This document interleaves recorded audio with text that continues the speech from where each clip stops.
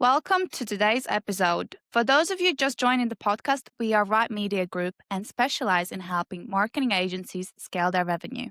So if you want to learn how to take your agency business to the next level, make sure to stick around. Our guest today is Hani Selim, co-founder and managing director of Durable Goods, a US production company that's been creating high quality commercial content for major brands and agencies since 2011. Hani, welcome to the show. Thank you. Thank you for having me. Thank you. So, would you mind to tell the audience about what Durable Goods does and a little bit about yourself as well, please? Absolutely. So, Durable Goods is a media company. We do all types of content for television and content for the web as well. Our background is strictly pretty much advertising and content around advertising. We have a very curated, have kind of really tried to specialize in. What we do is we try to promote a very solutions-oriented approach.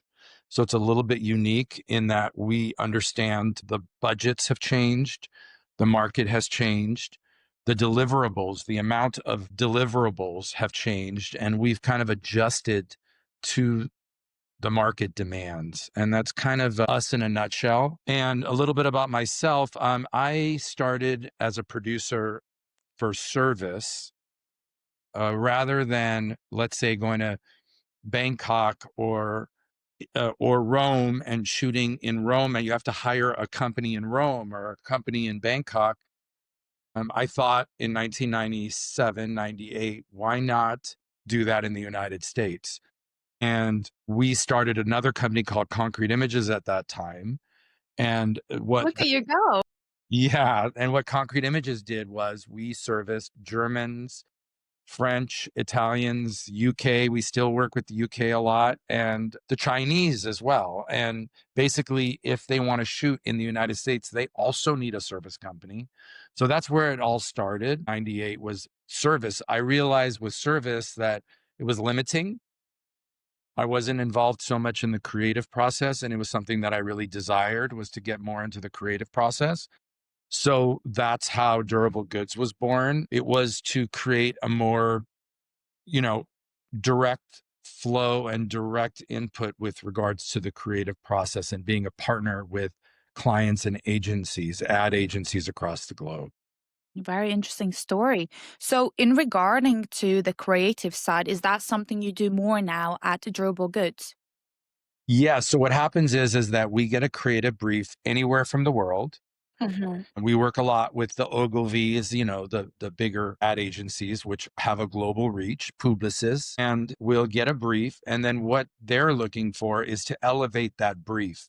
So an agency works on it for, gosh, maybe a year before we even touch it. Wow. So it's their baby. So we're very, very precious about their idea, but they're also looking for us to elevate that concept and What, for like, take it to the ethical, next step? take it to the next step. Exactly. And a format that is across the world ethically is that everything is triple bid. Of course, there are exceptions to that rule because that's just how things are. But typically, it is a triple bid scenario. So we submit hundreds of directors, and one will shine through or two, and then we get to triple bid with other competitors by giving our approach. And the director's approach really is what seals the deal. Sometimes, it's budget reasons, but honestly, because I explained to you that we're very solutions oriented, we typically don't lose for budget reasons. We typically lose because our creative direction didn't align or another director maybe had a better approach. Mhm. And that's how the process of advertising works. It works the same in internet. You'll get a style. Directors hate to be pigeonholed, but it's a reality of our business.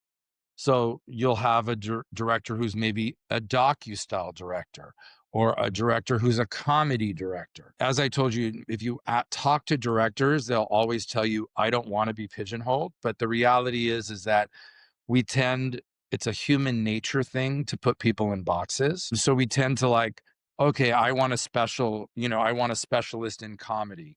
So then what we'll do is we'll send our comedy directors for that specific creative brief.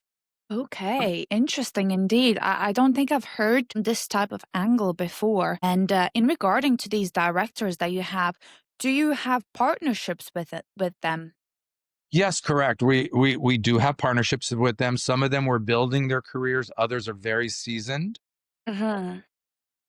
And it just really depends, again, the approach. We try to coach them. So we typically get two calls. One is the meet and greet, where they walk you through the creative brief, the agency or the client, and they say, like, here's the initial idea and concept. We record that. Thank God for these Zooms, because that's the one good thing about COVID, because there's not many good things Yeah, about I feel COVID. like everyone's moved on to Zooms and remote working for Well, sure. seeing people's expressions is very valuable. Before, we would just sit on a phone call and they would be silent, and we would think to ourselves, "Oh my God, they hate us," or "Oh my God, they think it's so dull." Uh-huh. And when you see people's faces and reactions, you really see that they're either introspective and they're thinking about the concept, and it really helps with the nuances. It helps us to even elevate the creative more, because we can see by their face, oh, they didn't like this idea. Oh, they like this idea. And then Uh-huh. what the director does is he goes back. We usually have a writer to help enhance the writing. A lot of really good directors refuse to have a writer. They want to write it themselves, so it's from their heart. And we always have a designer. And then what Uh-huh. happens is that the designer image pulls, the director chooses the images based on that, and then we design a treatment Uh-huh. that is based on the creative brief, but that elevates the creative brief. Mm. And Okay. then when we basically bid against that, I bid to the treatment, because Uh-huh. a lot of people think it's movie magic, and it's not movie magic. Everything costs something. It's very scientific.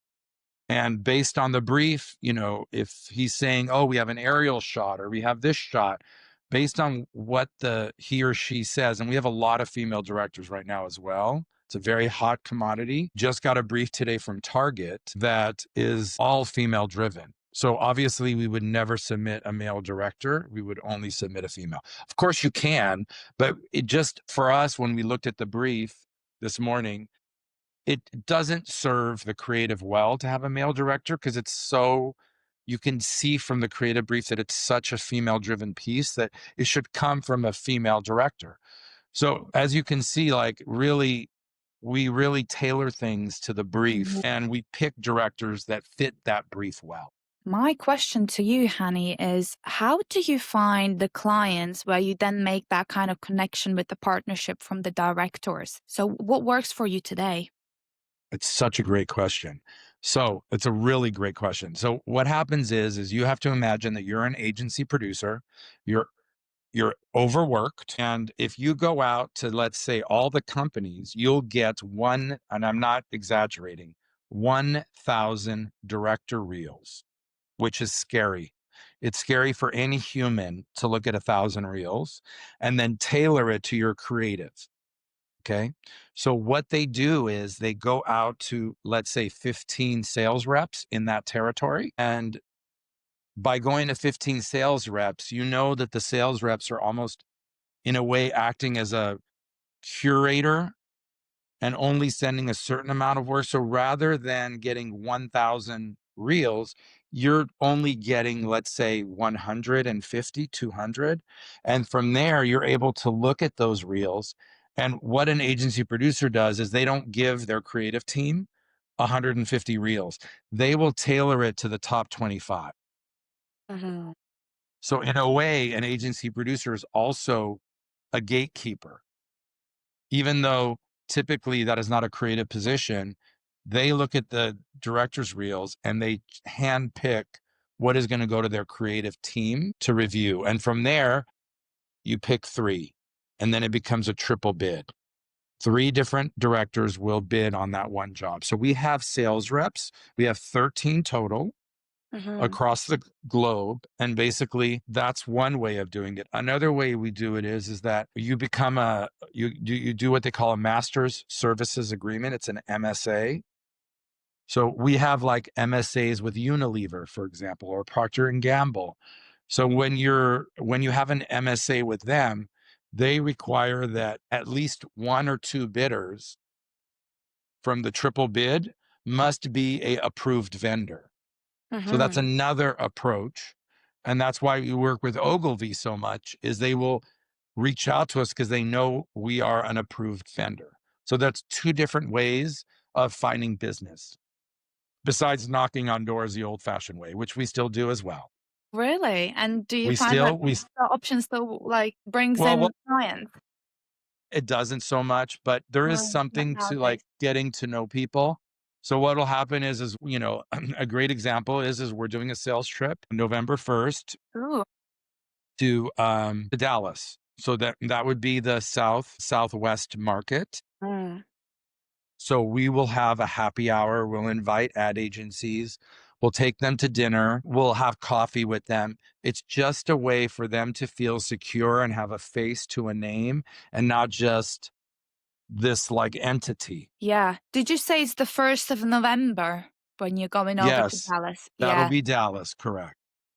Awesome. We can hopefully link it below this podcast as well so people in Dallas can come over and have a look at what it's all about. I would love that. And I would love to send you a link. Yeah, awesome. Great. So in regarding to AI, Yes. is that something you're currently utilizing in your business? Yes, it's such another great question. AI is a very interesting beast at the moment because Yeah. it's so many variables and so many unknowns. So there's two approaches that the ad world right now is using for AI. One is for the simple, which is making treatments, utilizing it for creative briefs. So a lot of the creative teams are using AI to create the creative briefs and make like what we call pre-visualizations, previses of what they want to see this commercial or this web content piece to look like. Yeah. So that's one.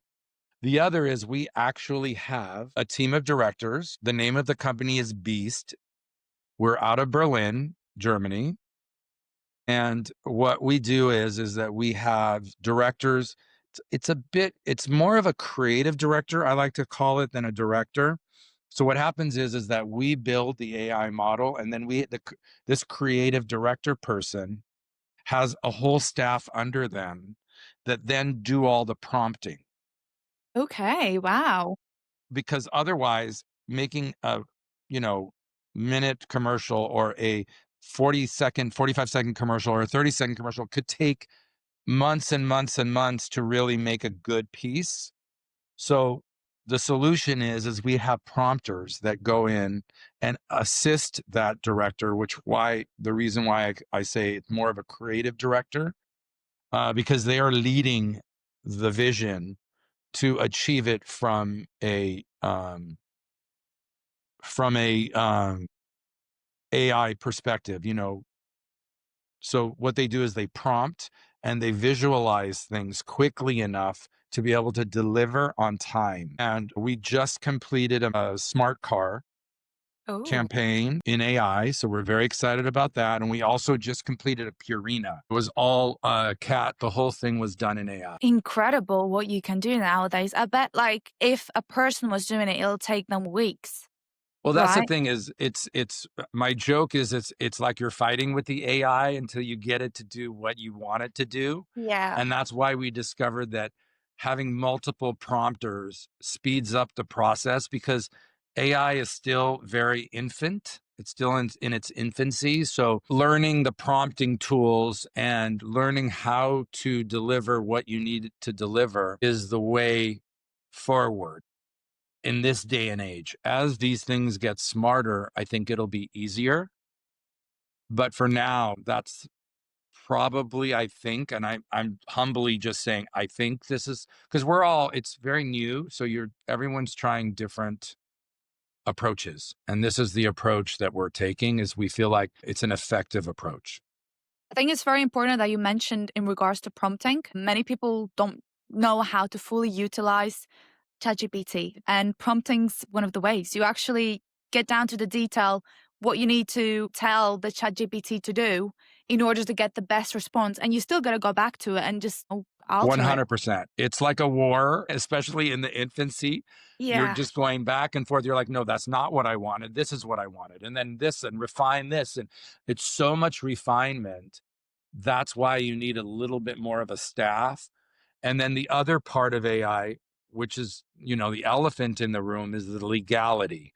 So a lot of clients are avoiding that for a reason. So Adobe made a product currently that tries to filter and protect clients with chat, like with a chat GPT type environment. Hmm. However, it's very limited because of the legality reasons. People don't use it. So what we've come up with is we've come up with hiring international trademark attorney that scrubs through, and that's part of our budget. So we're just, it's a little bit more of an innovative approach. We are ensuring that clients feel protected. So just to clarify, does it like that's the kind of last step it goes through somebody who's got a legal qualification and then checking through making sure it's all secure and safe? Yeah, and again, there's no guarantees, but at least we're showing clients that we're thinking ahead and thinking forward to make them feel more secure. There is something in our business called errors and omissions insurance, and that's for problems that occur to copyright, those kind of issues. But part of getting those kind of errors and omissions E&O insurance is you have to use best faith and best foot forward approaches, and you have to show that. So Mm. that's part of our ways of us showing good faith and best foot forward is by hiring an attorney and say, hey, we tried. Yeah. We're at least trying to ensure that there is no legal hurdles. And that is, I think, the biggest fear of clients is not what you hear about on the news of like taking over and all of this scary stuff. It's more about like, am I going to get sued? Am I going to Yeah. so that's a bigger issue is I think that's the biggest challenge right now for clients is very scared of stealing from somebody else because it's really hard and getting harder and harder to tell what is real and what is not real as far as what is AI. Yeah, and especially on Facebook nowadays as well, like there's so many AI videos and you just know it's unrealistic, but I have to say they're getting better now and They are, and that's the scary harder part to is they notice. honestly are getting better. I will say that. Yeah. Like every day, like I follow actually this kind of newsletter that every day I get a notification what tools came out. And it's just a crazy, crazy amount every single day, just a new innovation regarding AIs come out. So I think it's also for business owners very overwhelming. What do I Yes. use? Like is this a good tool? Because next day something else comes out and it's apparently better. So how do you which tools are good to use for your business in regards to AI and which ones are just We're playing with all of them. I'm just gonna be very honest with okay, you. yeah. You have to play with all of them and see obviously Midjourney is one of the more popular tools at the moment. What is that tool? I haven't heard of that before. Okay, Midjourney. that's a big one. It's called Midjourney, and that's a big AI tool that has all creatives are using nowadays. And it's still the same. These are all AI just prompting tools. Mhm. Some are a little bit more advanced than others. We're finding that a lot of our directors, our creatives, are using Midjourney first, and then using a lot of the par tools, the other ones, to refine this. If it's like, in the case of the Purina spot, we wanted to work on the lip syncing of the animals. We were also Wow. yes, yes. So we wanted to make it look as realistic as possible. So we used a different tool for that. And then one of the biggest issues with AI is the eating. It looks very fake. So Mm. we used another tool to make the eating look as realistic as we could get it to. So Wow. there are these kind of limitations. If you're doing a car spot, it's how the wheels turn. Mhm. And that's where you know it's fake. So it's trying to use different tools to really rectify whatever issue specifically to that creative is. Because they'll all, as you clarify, have different strengths. There you go. It's different strengths.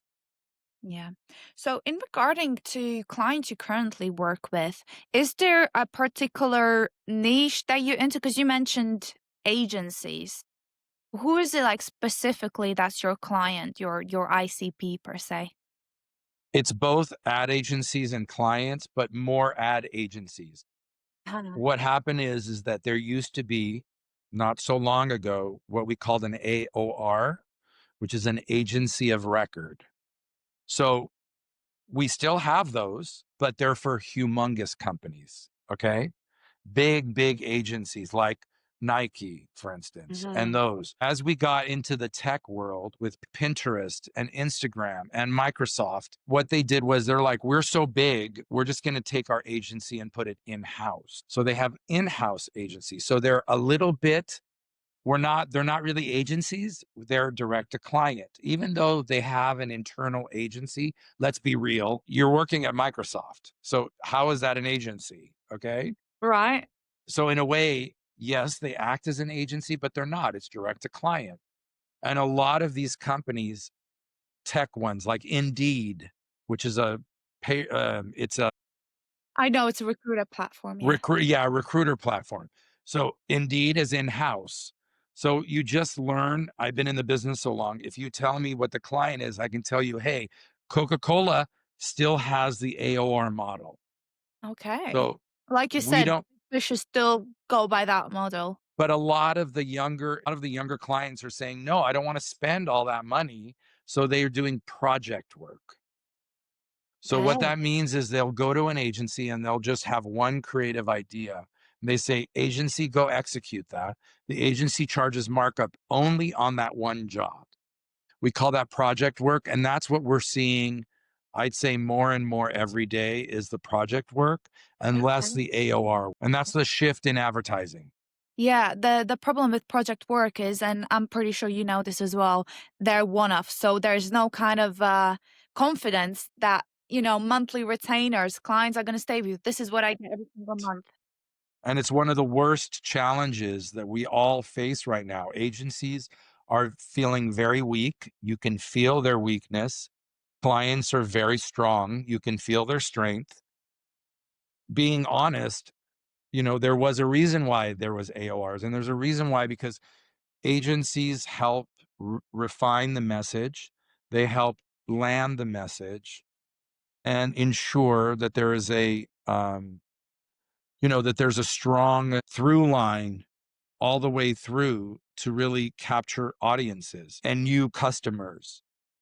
Project work, there's obviously going to be a disconnect because it's just one offs and one offs and one offs. So you are absolutely right. That is the downfall, but it's just a reality that we're in right now. More and more in house because of tech, but we treat their act like an agency. Like with Indeed, we shot Indeed last year, act like an agency. They're like, here's the creative brief. We're acting like an agency, even though they're inside and they're really just the client. So, in regards to do you have any awesome client testimonials where you achieved great results or anyone you worked with that's, obviously you worked with big names. We will really clarified that. Is there anything that you would like to highlight who you did work with? Yeah, I've got a great story. So we did a job with an agency out of Germany, Who came? and it was for Mercedes. I love Yes. Mercedes, I have to say. Yeah. That's my So it next was, car, just saying. yeah. So it was for their smart car, which is their lower end vehicle. And they had a very big campaign. It was very expensive. And we shot it in Los Angeles. And it was a very creative process. And the creative director and the copywriter came to us and said, look, we don't have any money, but we have this idea that the client refused to buy. Mhm. And we really want to shoot it. We only have $20,000. So I said, sure, we'll just tack it on. We really like to please, that's kind of our things. It ended up when we did the budget, it was like 26,000. We figured it out. We shot this very small thing on the last day. It became a very tiny crew, obviously, because there was no money. And we did this smart car secondary film. Well, the primary film won gold Ooh. At the Cannes Lion, which is the highest award in advertising. And the little tiny $20,000 film won the Grand Prix, which is the highest award you can win, period.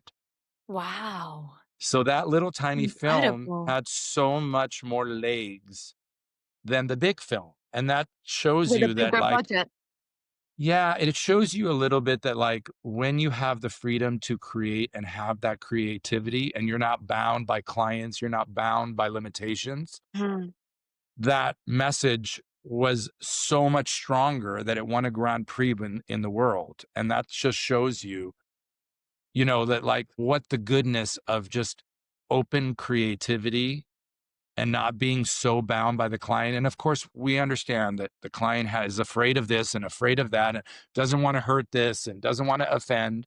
But when you don't have these limitations, it really can be magic sometimes. So Mercedes was one of the clients that kind of told you what they want, just let you go off with it, with your Yeah. creativity, Yeah. So and that's a great clearly story that achieved happened. It amazing happens. results. Yeah. It happened several years ago, but we're very proud of it. And obviously, I'm still very close to the creative director and a copywriter from that job. I'm sure if they will have more work, they'll know who to come to. Absolutely. So you touched point on budgets. Now I'm curious. Do you work with all type of budget?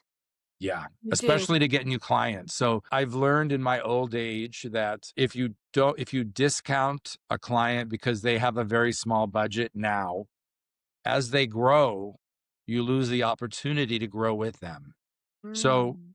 we typically, yeah, so we typically will do a job that won't make us any money just so that we gain trust with that client or agency and do more work. It's a very finicky world right now we're in. It's very hard to have that kind of loyalty, but you have to keep trying. You don't give up. So when budget shrinks, what trade-offs do you make without hurting the final film? That's a great, great question. It's the approach. Okay. Okay. You have to be very close partners with the creative team on the other side, whether it's client or ad agency. And you have to kind of say, like, look, we know the limitations. Obviously, if you throw more money at it, you're going to have more like a drone or a crane or a steady cam. So there's more tools to make it look more slick. So obviously with a smaller budget, you're focusing much more on the story itself, let's say, Okay. and how you tell it. Does it hurt the project? Not necessarily. It just really depends on what you're trying to achieve. Sometimes the concepts don't fit the budgets, and then we have to explain that to the agency. Especially if they're like a younger agency and they don't understand that, hey, like this concept requires all of these tools to get where you need. Whether it's visual effects, and you can get into like a whole visual effects rabbit hole, financially speaking, once you get into these like pretend worlds, or shooting on a volume stage, like they do with The Mandalorian. Those, because there's a whole prep that needs to happen prior to the shoot. So it's not just you walk in and the Mandalorian's up. You have to create the world that the Mandalorian lives in. Mm. So that needs a whole prep before. So those are the trade offs of like volumetric stages and budgets and all of that stuff. I actually spoke to somebody before and they mentioned similar scenario. It was a very kind of small client, but they really didn't want to let them down. And that's when they actually utilized AI to create something they can start off with. And then once Correct. they make money from that, they can come back and get like a real thing created. That's a fantastic way of approaching it as well as an inexpensive tool. Some clients, like I said, will be a little bit more nervous with AI only Yes, because of, you're again, the absolutely correct. legality. Yeah. It's just a legality thing that I think the legal departments of these clients are very nervous about infringement. Especially, I would say, bigger companies. Smaller companies might not be as aware, but the bigger you are, the more risks you're facing, let's be honest. Yes. 100%. So, in regards to client retention, because obviously we spoke about having a lot of that project work, what do you do to get client retention for your other projects that you do? Maybe something that's a bit long term? Yeah. So what we do is we just build relationships with Uh-huh. those clients. A good example is we have an amazing relationship with Enotion. Enotion is the Ooh, ad agency heard. for Kia, yeah, Kia and Hyundai all over the world. They're called a Notion, and we will get a project from them like once every 2, 3 months, and then we execute the project. So the way we do that is just being there for our client at all times, no matter the budget. So Yeah. there'll be times that they give us a good budget, and there'll be times that they don't have any money. And either way, we roll with the punches creatively. I love that because I mean I've spoke to so many agencies and you'll have some that are unfortunately have this high ticket offer and if you can't reach it, sorry, but come back when you do have the budget. And there's not really that lower ticket because like let's be honest, they're still business owners. I'm sure you were there as well when you started your agency, and they all need as much help as the bigger agencies, let's be honest. Correct. And they grow fast. And that's why you have Yeah. to be very careful because they start and they're like this little tiny little agency. And then all of a sudden they're the darling and they Yeah. become the hottest thing around. So you do have to not discount people Yeah. and really give people a chance. And that's kind of what we live by is giving Yeah. everyone a chance. I even spoke to some agency owners that some woman actually, a woman in the agency industry space, and she said she's at the point of creating like a course because it's productizing her service in a way whilst providing value for them to kind of get started, take some value away, and they can still afford it. So I thought that was an absolute brilliant approach as well. Absolutely. I agree. Yeah. So in regarding to growth, honey, like what is like your perspective in the next, let's say, 12 months for durable That's goods? a hard one. So I think for any CEO currently without trying to be political, I think it's a very volatile time in the world. As a CEO, I would say that it's impossible to make any real strong decisions right now because of the volatility in the world, politically speaking. Yes. Uncertainty. And I would say that even the CEOs, when I was in Cannes in June, the CEOs of Pinterest, the CEO of Twitter, all these CEOs were saying that it's just very hard to forecast and make really strong decisions because of the volatility of the political climate. So, will that change? I hope so, because it's a very tough time when it comes to that type of volatility. People are not willing to, when you feel confidence, you feel like you can grow, you feel like you can throw money at things, you feel confident. When you don't, you kind of hold back and almost shrink at times Yeah. because you're a little bit fearful. And I think that what we heard in Cannes at the Cannes Lions this year was a little bit of that volatility and that insecurity from CEOs to make big moves. And you're seeing that. You're seeing that there aren't big moves with even with X or with Pinterest or even with TikTok. I mean, look at the turmoil TikTok is in. Yeah, absolutely. And obviously because they're not making the big moves, they're not hiring Correct. agencies like yours to help them. Correct. So it's a trickle down effect. And yeah, I don't want to be doom and gloom because in the end, we still have to make content. People Yeah. still need content. So it's not that doom and gloom, but it could be so much better if the volatility wasn't there. So you touch point that I don't think you just service the USA market. I think you said you're more global. We really have a lot of connections in Europe. I Yes. think that's your advantage right now with this volatility, obviously uncertainty.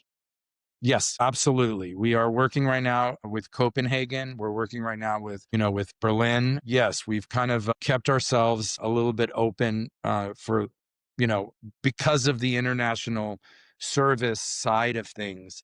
I've just been around for so long, with the service that it's just a natural progression to have a more world view. And we're one. I mean, when you think about it, our tastes are very similar.